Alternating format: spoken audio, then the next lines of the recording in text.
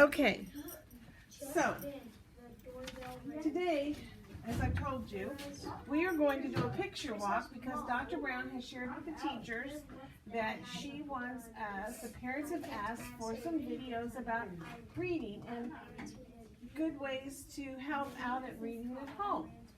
So, the book that you're going to get to look at today, and you know, one of my procedures is we keep our books flat, right? Because Miss Weibel likes to really share and bring it out. This is called Sneezels and Sniffles, right? Yes. And this book is by Caroline Arnold.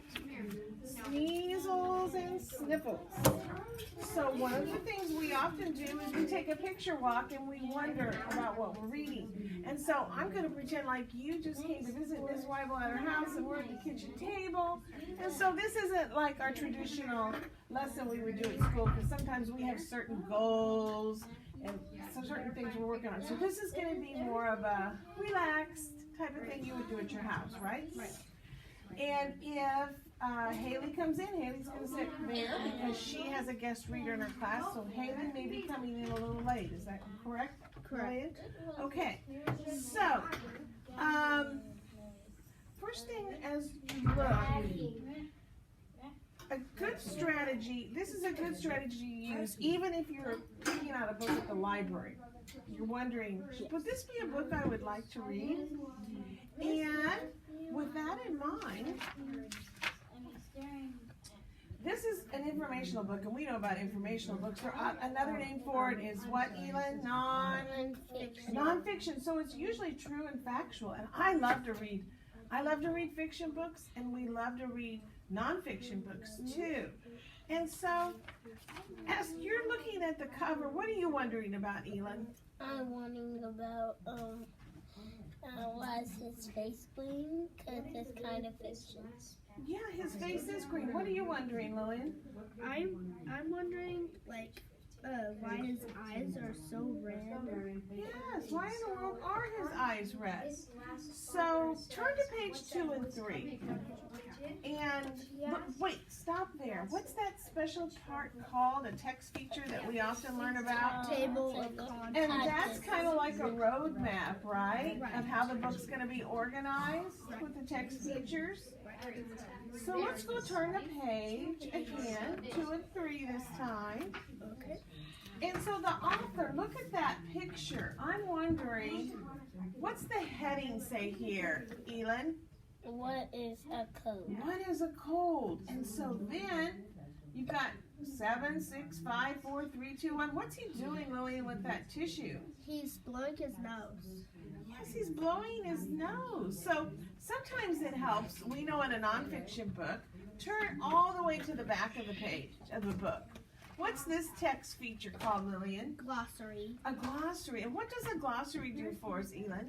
Help us learn about things that they forgot to mention. Right, technical words. Like, for example, contagious, able to be passed from one person to another. And fever. Do you guys have some schema about fever? You know what fever means? Yes. Fever means like when you like if you're over 100. It's a fever. Right, like you can't go to school unless you're 24-hour fever. And then there's gargle. Put your crispy point under the words as we say them. Gargle. Like we kind of have some schema with that. We're not going to spend a lot of time because we're wondering. We may wonder about some more books. And then there's germ. A germ is a tiny living thing that causes illness, right? Right. So And if you want to use this window to keep where you're at, okay? What's the next word going down? Humidifier. And we've been talking a lot about syllables, haven't we? And if you look up there, Miss Weibel has that word divided, humidifier. Yes. Every syllable has to have what in it? Vowel. Very good, Elin. And how many syllables does humidifier have? Humidifier. 1, 2, 3, 4, 5. Right, we know that we've been learning about syllables because it's a strategy to help us decode bigger words, right? Awesome. Okay, so then what's the next word going down? Infection. Oh, look at you. And in, we've been learning that's a prefix, right? And tion is a suffix. And infection. what does that say? Infection and illness. What, Elin? We're writing Infection. And illness. What?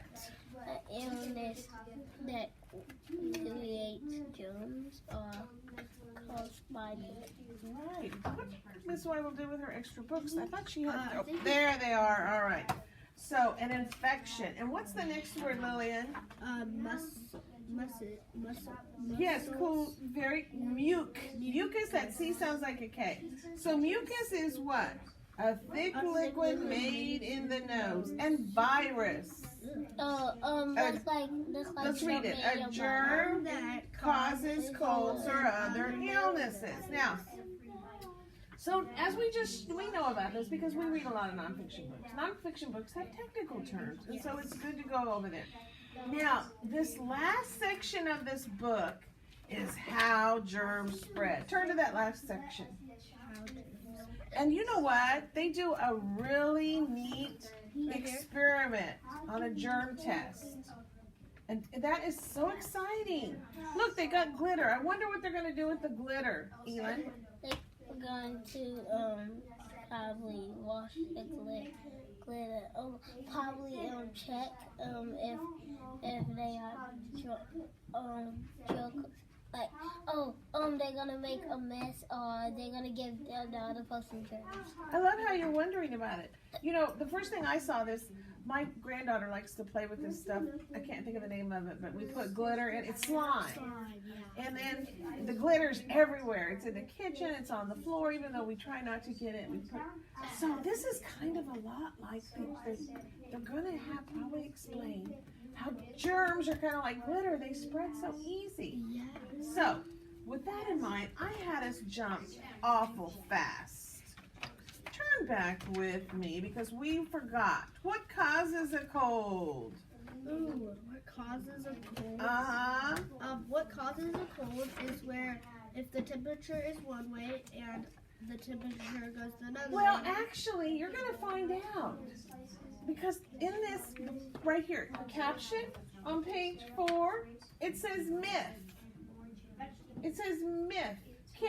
You can catch a cold by going outside with your hat or jacket. And what does it say, Elin? Not true, right? Yeah. So, you know, because my mother and my grandkids call her Mimi.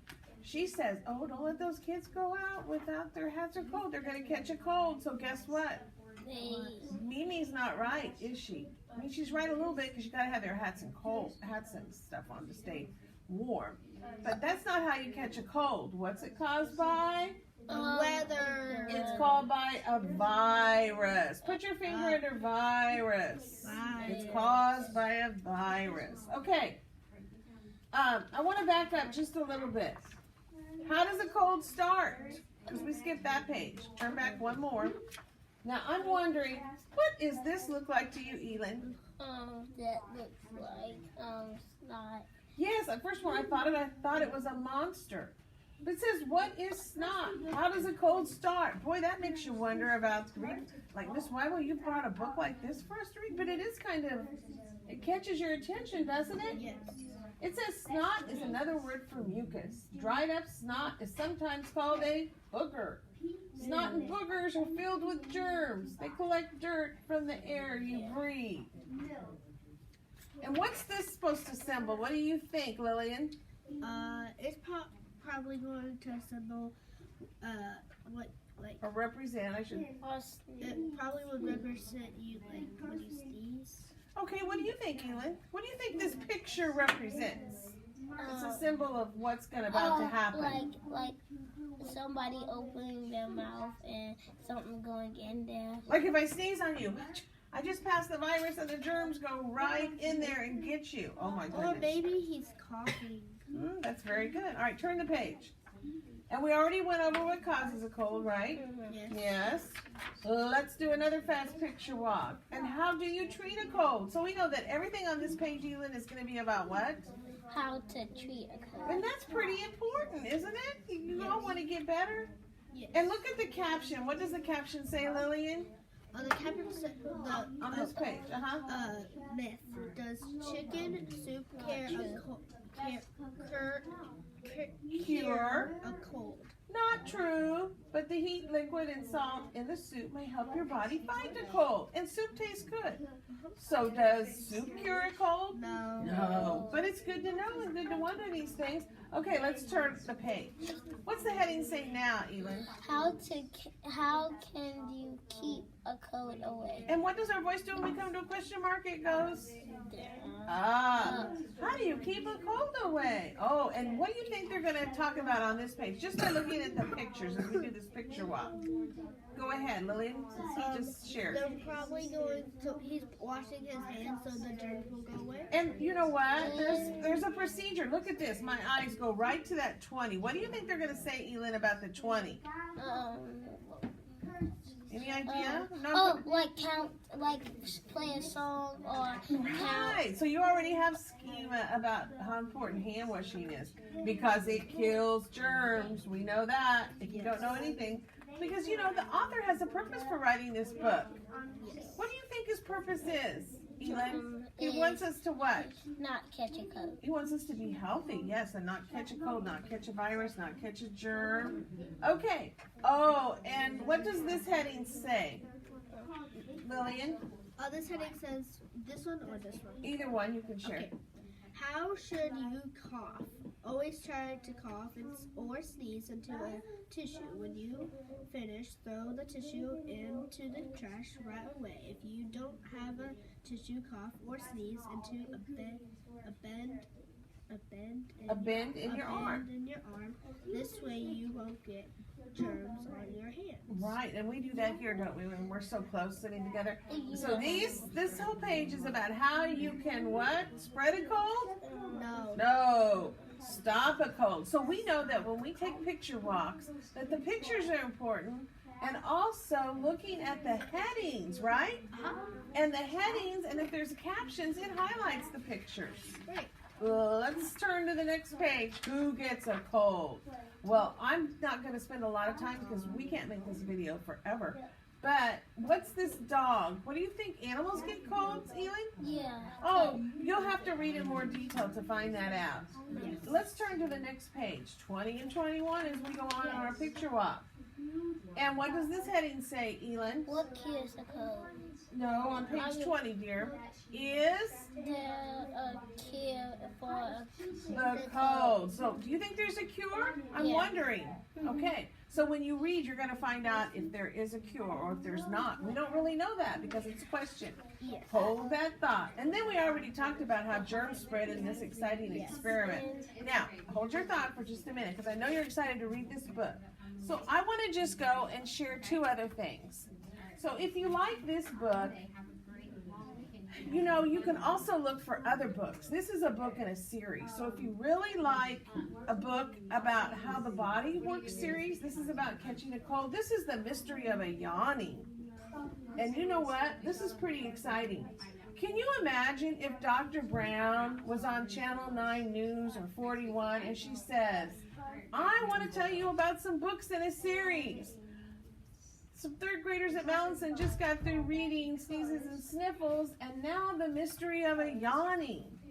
Because, you know, it's pretty exciting if you think of books. Remember me telling you, use your voice if Disney Channel was going to hire you? Yes. That's what Dr. Brown would be doing. Wouldn't she be using lots of intonation? Uh-huh. And then, guess what? If you really are liking these books about the body, there's called Harriet's Big Day. And this is a fantasy book. And this is also about all the yucky stuff that she wants to do to get ready. But it's kind of the opposite of being germ-free. She wants to see how many germs and how many yucky things she could... Yeah, because it's a fantasy. And we know that a fantasy often has what in it? Make-believe or animals talk or do things. And then one more thing I want to share. If you really like a book, we have what we call an author study. Look up there on the smart board. I have on the smart board, let me see if I can move this down. This is the author, Caroline Arnold, who wrote Sneezes and Sniffles. And so if you really like an author, a book, you can often look up information about the author. And you can see that it's Read Across America week. Even here at school, we've been reading. And look at this. She's visiting a school in Nevada Elementary for Read Across America week. And she is the one who wrote this really neat book. So, wave goodbye. We just did a book walk that maybe parents might want to get excited and share about good ways to wonder about a book, looking at the pictures and the headings. All right, thank you. Thank you. Thank you for watching.